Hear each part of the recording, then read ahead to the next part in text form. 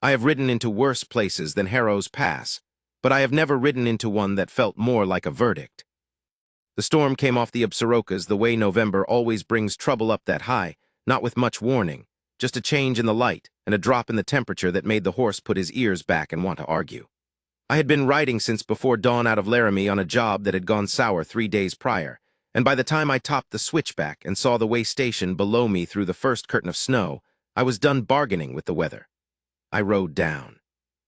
The place was called Callaway's, according to the painted board above the door, though the paint had faded enough that it took me a second reading to be sure. It was a proper way station in not just a stable and a lean-to, but a 2-story timber frame with a covered porch, lamplit windows, and a thread of wood smoke going straight up in the still air before the wind got serious. There was a barn to the left and a small corral to the right with 2 horses standing head down in it. Somebody was keeping the place up. I could see it in the way the porch boards had been recently replaced and the corral rails were sound. Whoever ran this station was not losing the fight with the mountain yet. I tied my horse at the rail and stepped up to the door and knocked. That was habit. A man who walks into a way station without knocking is either a fool or looking for trouble, and I had spent enough of my working years in the company of both to know the difference. She opened the door herself. I want to say I took her measure in that first look the way I had learned to take the measure of strangers in my line of work, quick, calibrated, professional. But the truth is the first thing I noticed was how tired she was and how completely she had decided not to show it.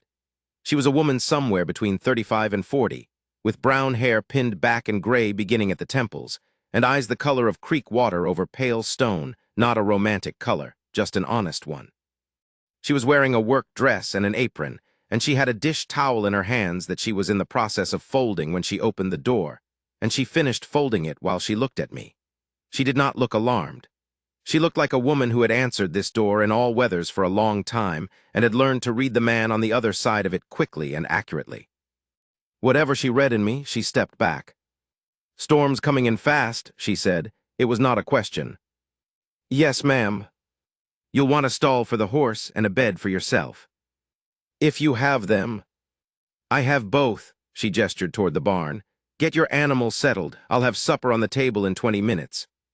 $1 for the room, 2 bits for the stable, suppers included." That was the whole of the welcome. I did not expect more, and I did not need it. I took my horse to the barn, found a clean stall with fresh hay already laid, and spent the time it took to unsaddle and rub him down trying to remember the last time I had stayed somewhere that felt like someone had taken care of it properly. I could not come up with a clear answer. The barn held 4 stalls total. 2 of them were occupied by solid mountain horses, one a gray draft animal that had the look of a workhorse in steady use, the other a dark bay gelding that was better bred than anything a way station would typically keep. I noted the bay. It did not match the establishment. Inside, the way station's common room was exactly what it looked like from the outside, clean, plain, adequately lit, with a long table down the center and a fireplace on the west wall that was doing serious work. There were 4 other guests, 2 freighters who were eating with their hats still on, a surveyor or some such man with a leather case of instruments propped beside his chair, and a 4th man I will get to in a moment. I learned her name, was Mercy Calloway, widow of one Thomas Calloway who had built the station 8 years prior and died of a fever 4 winters back. She served supper herself with the help of a Shoshone woman named Ada who came in from a small cabin behind the inn each morning and left each evening.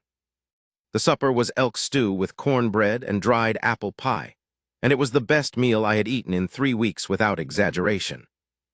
I ate and kept my mouth shut and watched the room the way I always watched a room, which was quietly and without appearing to. The freighters were heading down to Casper once the storm passed. The surveyor was going up to a mining claim northeast of the pass when the road cleared. And the 4th man, the one sitting at the far end of the table with the bay gelding in the barn, he was watching Mercy Calloway the way a man watches something he intends to collect. His name came out over supper without much prying. He let it fall himself, the way men do when they want their name known as a kind of announcement. Ruck Delaney. He said it with the ease of a man who expected it to mean something to the people in the room, and from the way Mercy's hands went still for just a fraction of a second when she set the bread basket down near him, I gathered it meant something to her. I did not know the name, but I knew the type. He was well dressed for the mountains, too well dressed, which was a tell. He had the smooth hands of a man who did his hard work at a desk and hired the rest done, and he had a way of smiling that never touched anything above his cheekbones.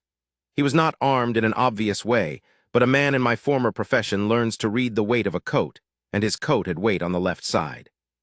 He was friendly at the table in the way that men are friendly when they are establishing something rather than expressing it. After supper, the freighters turned in early. The surveyor had maps to study. I sat by the fire with a cup of coffee, and Delaney sat across the room from me and talked at Mercy Calloway for 20 minutes while she cleared the table, and I watched without watching and heard without appearing to hear. The substance of it, stripped of his cordial manner, was this: a land company out of Cheyenne. He did not name it directly, but the shape of the thing was clear enough, wanted the Calloway Way Station, and the 300 acres of mountain grazing land that came with Thomas Calloway's original deed. There was mineral interest in that land. There was also the pass road itself, which ran across the deed's western corner, and whoever controlled the pass controlled the freight traffic. Delaney was here, dressed up in pleasant language, to make Mercy Calloway an offer she was being strongly encouraged to accept. She listened with the dish towel in her hands. She was always doing something with her hands, I noticed, as though keeping them busy was a way of managing what her face was not going to show, and when he finished, she said in a voice that was completely level, "Mr. Delaney, you are the third man they have sent in 2 years. The answer is the same as it was for the first 2. This land was my husband's, and it is mine now, and it is not for sale. If your company has a legal argument, they are welcome to make it in a court. Good night." And she walked into the kitchen, and he sat there for a moment with the pleasant expression going flat, and then he recovered it and poured himself more coffee and said nothing. That was the first night. The storm shut the pass by morning. I came down to breakfast to find 6 inches of new snow on the porch rail, and the sky still coming down hard, and the road north and south of the station both buried past usable. The freighters were irritated. The surveyor resigned. Delaney ate his eggs with the same controlled pleasantness and watched Mercy Calloway move around the room. I watched him watch her. I had intended to be gone at first light. I had intended a great many things about this stop that the weather had now made theoretical. I told myself I was simply stuck, the same as everyone else, and that there was nothing particular about this situation that required my attention. I had ridden out of Laramie on a job I no longer had any stake in, and I was heading nowhere with purpose, and a few extra days in a warm inn with decent cooking was not a hardship by any accounting. I told myself that for about 2 hours. Then I went out to the barn to check on my horse, and I found Delaney already out there, standing at the far end of the barn near the tack room, talking in a low voice to a man I had not seen before, a man who had not been at supper, who had not come through the front door, and whose horse was not in any of the stalls. He had come over the back ridge somehow in the storm, and that meant he had not come for the shelter. I stood in the barn doorway with the cold at my back, and let my eyes adjust and listened. What I heard was a conversation between a man giving an instruction and a man receiving one. Delaney was giving. The name I caught was Calloway, the deed, and a phrase that has a very specific meaning in my former profession, before the pass opens. I turned around and went back to the inn. I'm going to try to be honest about what I did next and why, because I have thought about it a great many times since, and I am still not entirely satisfied with my own account of it.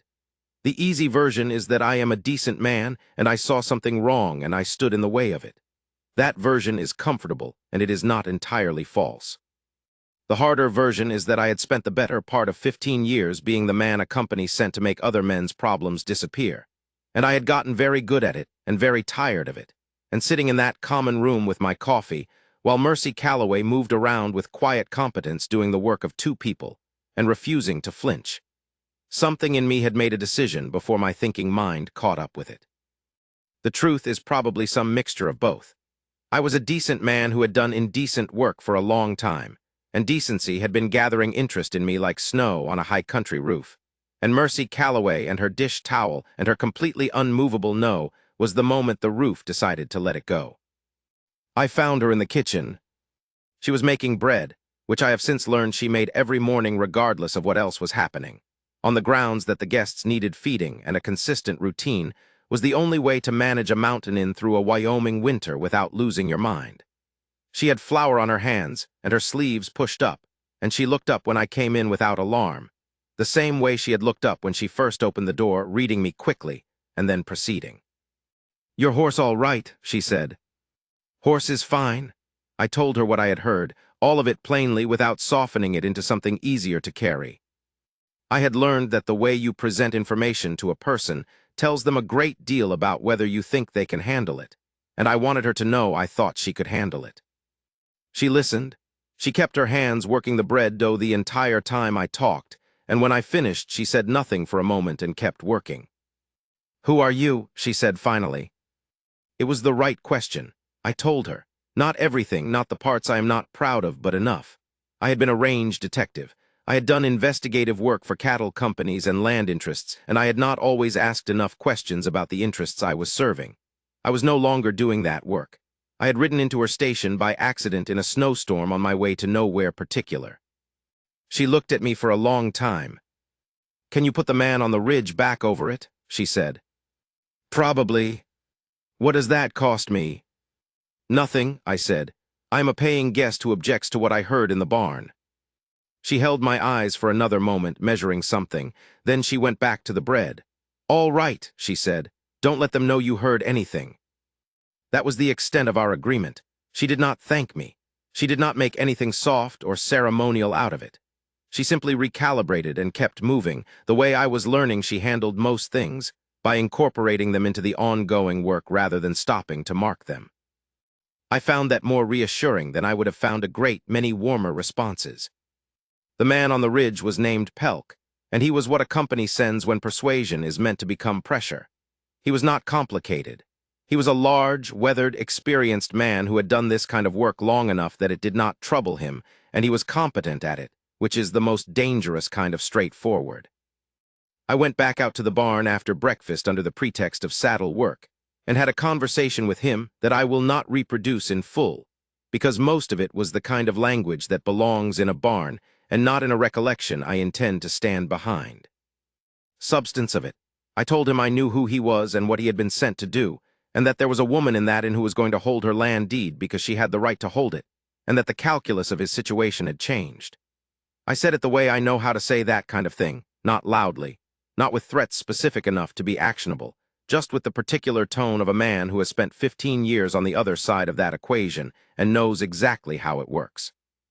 Pelk listened. He was not a fool.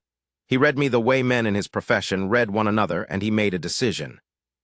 He left over the back ridge the same way he had come.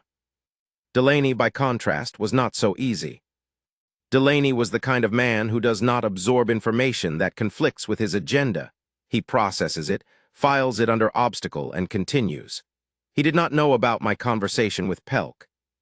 He sat through that day's meals with his pleasant face arranged correctly, and his coat still weighted on the left side. And in the late afternoon, he made another attempt on mercy, this time not at the supper table but on the porch, where he had evidently calculated that the cold and the isolation and the gray sky pressing down on the pass would do some of his work for him. I was splitting wood. I had offered to split wood because the station's wood supply was adequate but not deep, and because splitting wood is the kind of work that gives a man a reason to be in a particular place without announcing that he is there for a particular reason. The axe I was using was a good one, well balanced, and the rhythm of it was something I found satisfying in a way I could not have fully explained, the clean mechanical logic of a thing that does exactly what it is designed to do. I could hear them on the porch from where I was working at the side of the house. Delaney was not threatening her. That is important to be accurate about. He was doing something more sophisticated than threatening her, which was laying out a picture of her future. Alone on a mountain, the freight traffic thin in winter, the taxes on the deed requiring attention, the cost of repairs, the isolation, in the careful, gentle voice of a man who is pretending to be concerned. He was trying to make the weight of her situation feel heavier by naming each piece of it aloud until she was carrying the full inventory of her own vulnerability. Mercy let him finish. "Mr. Delaney," she said, "I know exactly what this place costs. I have been paying it for 4 years. I know what the freight revenue looks like in February and what the repairs ran last spring and what the tax assessment came in at. I keep books. I'm not confused about the difficulty of my situation." She paused. "I am also not confused about what this conversation is. You are not worried about me. You have been sent here to wear me down, and you are doing it politely because your company prefers not to create a legal problem for itself. I'm going to go inside now and start supper. The pass should open in 2 or 3 days. I expect you will leave then."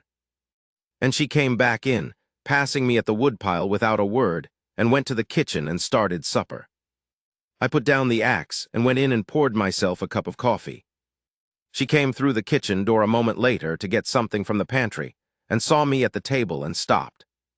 "You heard that?" she said. It was not accusatory. "Yes." She looked at me for a moment, then she said, "Is there more coming, besides Pelk and Delaney?" I thought about it honestly. Probably not this winter. The pass will close again after this break, and it won't be worth the trouble until spring. I paused. "In spring, it's possible your company files a legal claim. That's harder to handle with an axe." "I know a lawyer in Laramie," she said. "Thomas was careful about the deed. It's solid." "Then you're in a better position than they'd like you to think." She nodded once.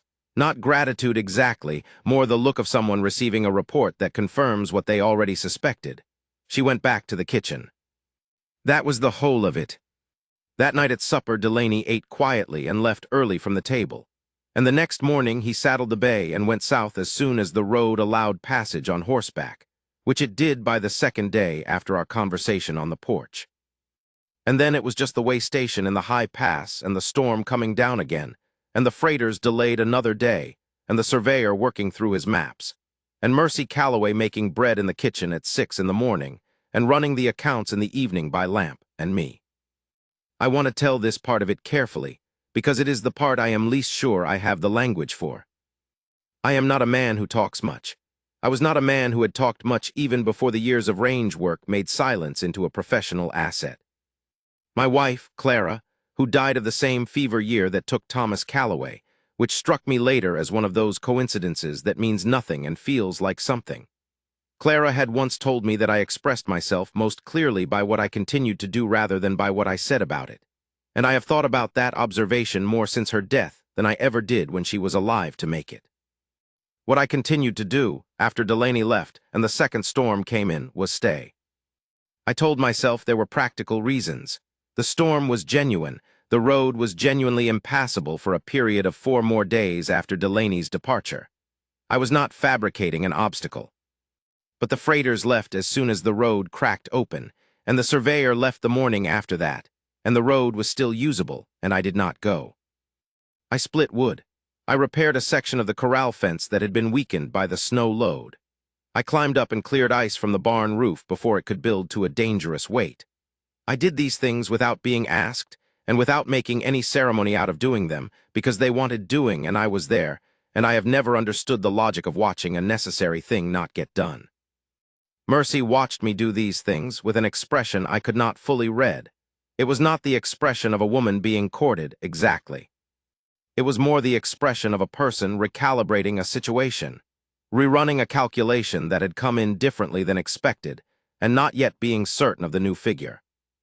Ada, the Shoshone woman who came each morning to help in the kitchen, watched me with no expression at all, which was more honest and told me rather more. She had been coming to this station since Thomas Calloway built it. She had seen whatever had come through Harrow's Pass in all those years, and she was reserving judgment, which struck me as entirely reasonable. On the 3rd day after the freighters left, Mercy came out to where I was working at the corral fence and stood in the cold watching me for a moment. "You're not going," she said. Again, not accusatory, just establishing a fact. "No," I said. "Why?" I thought about it. I wanted to give her an honest answer rather than a comfortable one because she had already shown me that she preferred them and I had found that I wanted to meet that preference. "Because whoever that company sends next will come in spring," I said, "and range detective work is seasonal and it is March and I have no current engagement." I paused. "And because your wood supply is still light and your barn roof needs attention at the north end." She looked at me for a long time. "That is a practical answer," she said. "It's a practical situation." "Is that all it is?" I did not answer right away. A cold wind came through the pass and moved the loose snow off the fence rails, and she stood in it without pulling her coat tighter, which I had noticed she never did. She seemed to take cold weather as a fact to be acknowledged rather than an indignity to be resisted. "No," I said finally, That's not all it is. She nodded once, and she went back inside. That was as close as we came to naming it that winter, and it was close enough. I stayed through March. There were 3 more attempts, none as direct as Pelk, none as sustained as Delaney. A company man came up in late February with a revised offer, higher this time, and Mercy listened to the whole of it and said no thank you in the same tone she used for turning down a second cup of coffee, and the man went away. 2 writers came through in early March who had the feel of the other kind of visit, and I met them at the barn, and we had a conversation of the kind I have learned to have, and they went away too. Each time, Mercy incorporated it into the running work of the station, and did not make more of it than it was. Each evening we sat by the fire after supper, Ada having gone to her cabin, the occasional guests settled in their rooms, and she worked on her accounts or her mending, and I read what I could find in the station's small shelf of books. We did not always talk. When we did, it was not about the land company or the deed or the practicalities of the situation. It was the kind of conversation that happens when 2 people have spent enough time in close proximity to move past the surface material. She told me about Thomas, not mournfully, but plainly, the way she told everything, as a set of true facts about a man she had loved and respected and missed without being destroyed by the missing. She asked me about Clara, and listened to what I said with the same attention she brought to everything. I told her things I had not said aloud before. Not dramatic things, just the quiet inventory of a life lived largely inside my own head. The things a man accumulates over 15 years of solitary work, and does not realize he has been carrying until someone sits across from him and appears to have the room. She never offered easy comfort. She never told me the things I had done for companies that did not deserve the service were forgivable or not forgivable. She just listened, and sometimes she said, "That must have sat heavy," and it had, and that was enough. I had not talked to a person like that in a long time. I am not sure I had talked to a person like that, full stop. In the 3rd week of March, the road opened properly, not just passable but clear, and the freight traffic resumed, and the station filled back up with the passing trade of the mountain road. Freighters and prospectors and one family of settlers heading for a land claim further north, exhausted from the journey and grateful for a warm room and a meal that was not what they had been cooking on a wagon tailgate. The family had 4 children, which Mercy managed without a flicker of visible distress, finding the extra bedding and the extra space and the extra portion for each small person as though she had been expecting them, which I suppose in a general sense she always was. The youngest child, a boy of about 4, wrapped in a coat that was too big for him and dragging a small wooden horse on a string, attached himself to me at supper for no reason I could identify, and sat near me for the evening with the seriousness of a boy who has decided something. Mercy watched this from across the room with an expression I had not seen on her before. When the family went to their room and the common room was quiet again, she said, "You're good with them." "I don't know that I did anything." "He followed you around for 2 hours." "Children follow people," I said. "It doesn't mean much."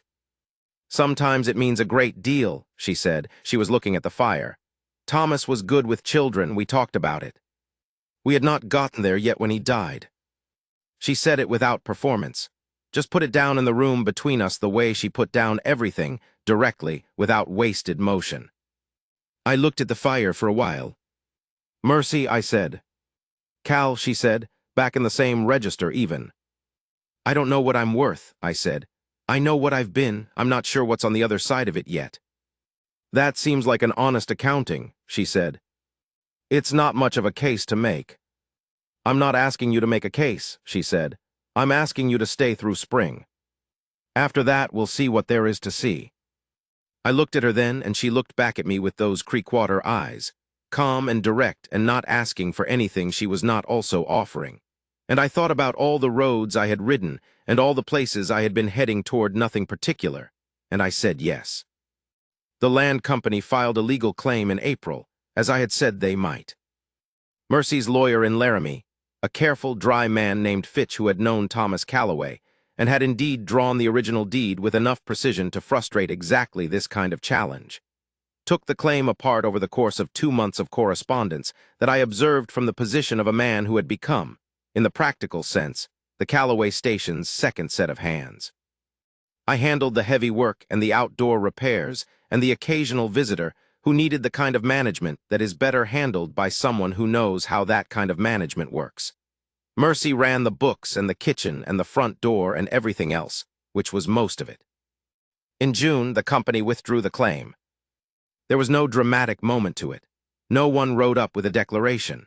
Fitch sent a letter that Mercy read at the kitchen table while Ada was washing up from breakfast, and then she folded it and set it down and poured herself a second cup of coffee, which she almost never did. "They're done," I said. "They're done," she said. Ada went on washing without comment. I poured myself a second cup too. We drank our coffee at the kitchen table in the morning light coming through the small window that faced east, and outside the pass was green for the first time since I had arrived, and the sky was the color of good water, and the two horses in the corral were standing in the sun. "I suppose that removes one of your practical reasons for staying," Mercy said. She said it with the faintest edge of something, not quite humor, but the country adjacent to it. "The roof still wants attention," I said. "North end." "It does," she said. "And the fence on the south pasture ran into some trouble over the winter." "It did. And I find," I said, "that I have developed a fairly strong preference for the coffee here. It would be difficult to replicate elsewhere." She looked at me over her cup. "That," she said, "is the worst case for a thing I have ever heard." "I know," I said. "I told you I wasn't sure what I was worth." She set her cup down and looked out the east window for a moment, at the pass and the green and the horses standing in the morning, and then she looked back at me.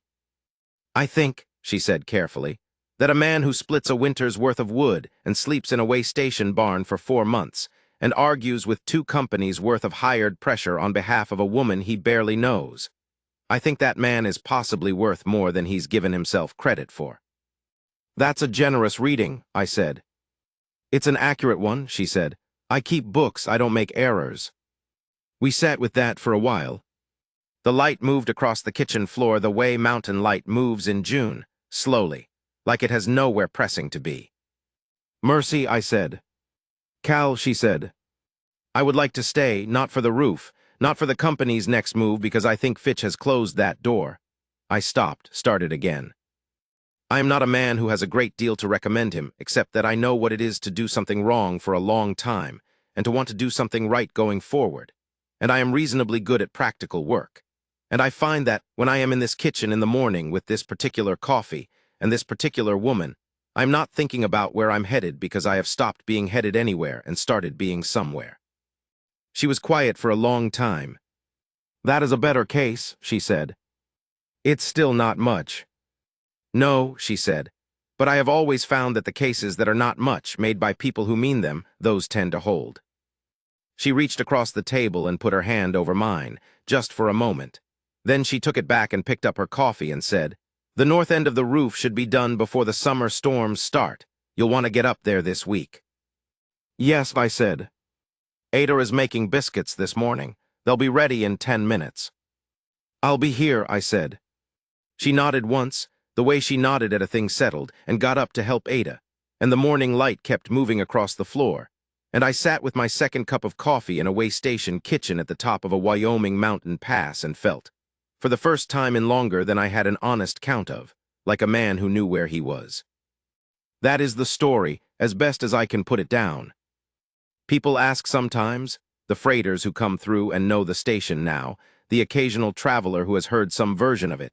They ask how it happened, what the moment was, what I said or what she said that turned a stuck-range detective into a fixture at Calloway's way station. And I find I don't have a clean answer for them because it wasn't one moment.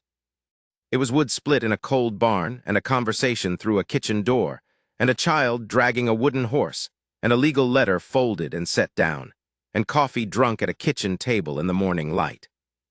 It was a woman who kept her books clean and her back straight, and her no entirely unmovable, and who one day looked at a used-up man across a supper table and read something in him she decided to give time to. And it was me deciding, for the first time in 15 years, to be somewhere worth staying. The north end of the roof held through every storm that summer. I made sure of it.